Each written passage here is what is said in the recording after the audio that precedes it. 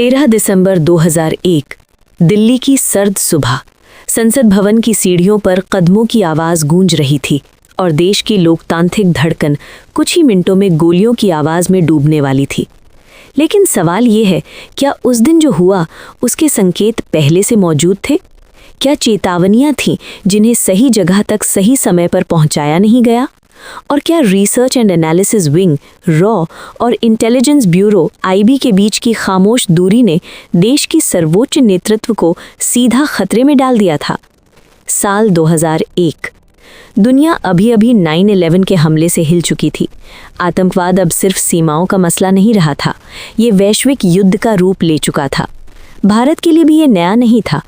कश्मीर में लगातार घुसपैठ, सीमा पार से आ रहे हथियार और आतंकी नेटवर्क की गतिविधियां तेज थीं। रॉ, जो देश की बाहरी खुफिया एजेंसी है, पाकिस्तान और अफगानिस्तान के भीतर चल रही हलचल पर नज़र रखे हुए थी। वहीं आईबी देश की भीतर की सुरक्षा पर ध्यान दे रही थी। दिल्ली, जम्मू कश्मीर और बड़े शहरों में संदिग्ध गतिविधियों को ट्रैक किया जा रहा था। नवंबर 2001 के आखिरी हफ्तों में कुछ इंटरसेप्ट सामने आए। सीमा पार से संचालित आतंकी संगठनों के बीच बातचीत में बड़ा लक्ष्य और दिल्ली जैसे शब्द बार बार सुनाई देने लगे। ये कोई साधारण बातचीत नहीं थी, ये संकेत था कुछ बड़ा होने वाला है। रॉ के पास सीमा पार के प्रशिक्षण शिविरों की जानकारी थी। जैश-ए-मोहम्मद और लश्कर-ए-तैयबा जैसे संगठनों की गतिविधियां बढ़ी हुई थीं। अफगानिस्तान में तालिबान पर अमेरिकी हमलों के बाद कुछ आतंकी नेटवर्क भारत की ओर ध्यान मोड़ रहे थे। ये आकलन मौजूद था। दूसरी तरफ आईबी को दिल्ली में कुछ संदिग्ध फ़ोन कॉल्स और फर्जी पहचान पत्रों के इस्तेमाल की जानकारी मिल रही थी। राजधानी में किराए के मकानों में रह रहे कुछ लोगों की गतिविधियां सामान्य नहीं थीं। दोनों एजेंसियों के पास टुकड़े थे, लेकिन क्या इन टुकड़ों को एक साथ जोड़ने की प्रक्रिया उतनी मजबूत थी जितनी होनी चाहिए थी? भारत में खुफिया तंत्र कई स्तरों पर काम करता है। सूचनाएं आती हैं, उनका विश्लेषण होता है, फिर संबंधित विभागों को अलर्ट भेजा जाता है। लेकिन 2001 में आज जैसी डिजिटल रियल टाइम समन्वय प्रणाली नहीं थी।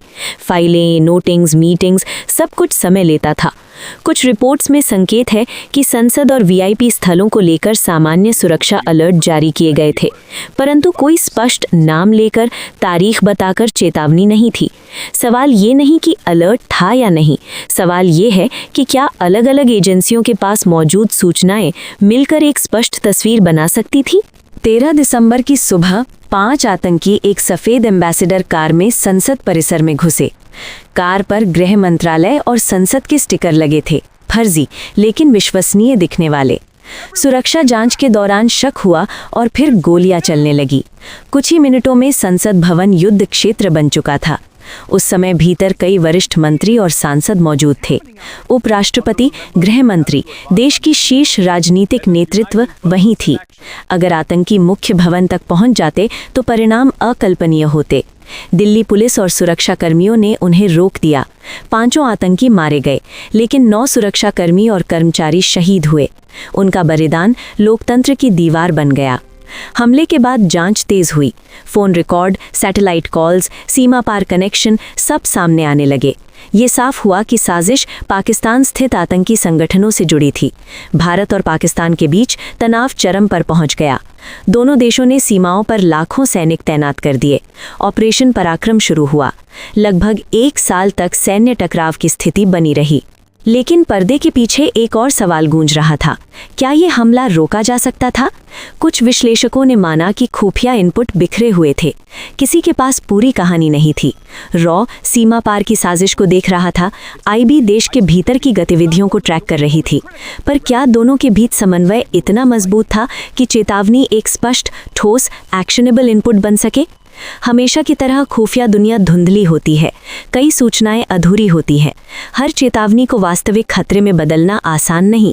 अगर हर अलर्ट पर संसद बंद कर दी जाए तो लोकतंत्र ठहर जाएगा। लेकिन संसद, देश का हृदय, उस पर हमला कोई सामान्य लक्ष्य नहीं था।